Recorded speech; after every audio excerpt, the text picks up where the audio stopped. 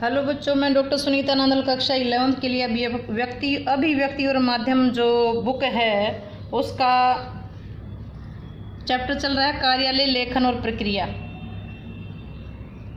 उसमें हमने सरकारी, अर्ध सरकारी, रिमाइंडर, अनुस्मारक टिप्पणी, आनुषंगिक टिप्पणी, मुख्य टिप्पणी, सारी चीज़ों की प्रैक्टिस की है। अब देखेंगे परिपत्र क्या होता है। परिपत्र को इंग्लिश में कहते हैं सर्कुलर। इंग्लिश से आप अच्छी तरह से समझ पाएंगे। सर्कुलर यानी कि एक ऑफिस, एक कार्यालय अपने सभी कर्मचारियों को अवगत कराने के लिए एक सर्कुलर निकालता है, एक परिपत्र निकालता है। कोई भी जो नियमों की सूचना देने के लिए एक परिपत्र जारी किया जाता है। तो परिपत्र क्या होता है?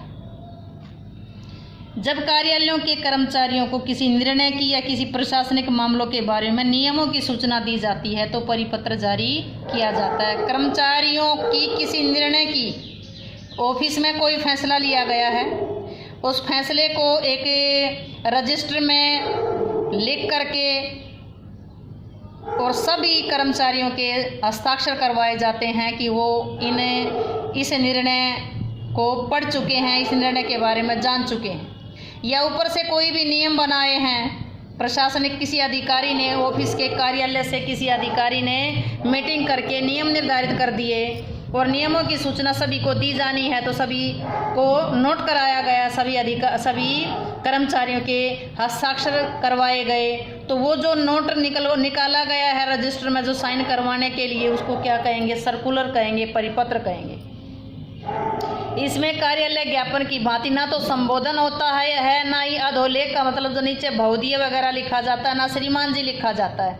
केवल सीधा लिखा जाता है, केवल सीधा लिखा जाता है कि निम्नलिखित नियमों की अनुपालना की जाए। निम्नलिखित मतलब जो नियम है वो लिखा, और लिखा कि उपरोक्त नियम की अनुपालना हेतु नीचे सब अपने हस्ताक्षर करेंगे। आगे देखना, अखिल भारतीय साहित्य संस्कृति संस्थान नई दिल्ली के महानिदेशक द्वारा जारी किए गए मोबाइल फोन पर होने वाले व्यय के लिए निर्धारित सीमा संबंधी परिपत्र का प्रारूप तैयार कीजिए। परिपत्र तैयार करना है। कौन है? प्रारूप में क्या लिखा? हरियाणा साहित्य एवं संस्कृति संस्थान महानिदेशालय। पत्र नंबर कितना है? 34/17/2020। तिथि कौन सी है? चंडीगढ़ 30 जुलाई 2020। परिपत्र क्या है? सर्कुलर क्या है कि मोबाइल फोन पर होने वाले व्यय के लिए निर्धारित सीमा, ये विषय लिख दिया। मोबाइल फोन पर जो खर्चा था उसकी निर्धारित सीमा के बारे में। महानिदेशालय ने उपर्युक्त विषय पर दिनांक 28 जुलाई 2020 को एक समसंख्यक परिपत्र जारी किया था, एक सर्कुलर दिया था। उपर्युक्त परिपत्र द्वारा मोबाइल फोन पर होने वाले व्यय की सीमा को 2000 रुपये प्रति माह से निर्धारित की थी। हरियाणा साहित्य संस्कृति बोर्ड द्वारा इस सीमा पर पुनर्विचार किया गया।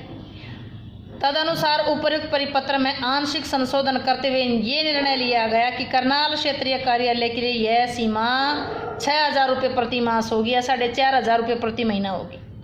उपर्युक्त परिपत्र के अन्य प्रावधान पूर्ववत रहेंगे और जो कानून हैं, जो नियम है, वो यूं के यूं रहेंगे जो पहले के थे। यह निर्णय तत्काल प्रभाव से लागू होगा। सर्कुलर निकालने वाला कौन है? गुरलाब सिंह। कौन है? गुरलाब सिंह। अगला एक ऑफिस ऑर्डर तैयार करना है। मुख्य सचिव प्रशासन विभाग उत्तर प्रदेश की ओर से एक कार्यालय आदेश लिखें जिसमें सभी कार्यालयों का ग्रीष्मकालीन समय प्रातः 7 बजे से 1:30 बजे तक होने का निर्देश हो। कि अपने एक ऑफिस ऑर्डर निकालना है कि जो ऑफिस का जो ऑर्डर है उसमें लिखा है, उस ऑर्डर में क्या है कि जो गर्मियों में ऑफिस का समय 7:30 से 1:30 बजे तक करने का निर्देश दिया गया। संख्या है प्रशासन C/12/1229। प्रशासन विभाग उत्तर प्रदेश सरकार लखनऊ दिनांक 12 मई 2020। इस कार्यालय द्वारा उत्तर प्रदेश सरकार के सभी कर्मचारियों को सूचित किया जाता है कि 20 मई 2020 से 30 सितंबर 2020 तक उत्तर प्रदेश सरकार के सभी कार्यालयों का समय, जैसे इसमें दिखाया गया था, 7 पूर्वाह्न होता है दोपहर से पहले का समय, 1:30 अपराह्न होता है दोपहर बाद का समय, यानी कि ये AM हुआ और ये PM हुआ तक बिना मध्य अवकाश के होगा। यह आदेश राजकीय महाविद्यालय तथा स्कूलों पर लागू नहीं होगा, केवल ऑफिसों के लिए किया गया।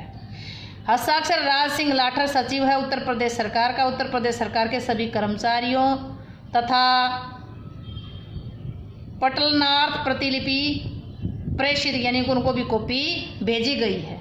अगला, अधिसूचना तैयार कैसे की जाती है?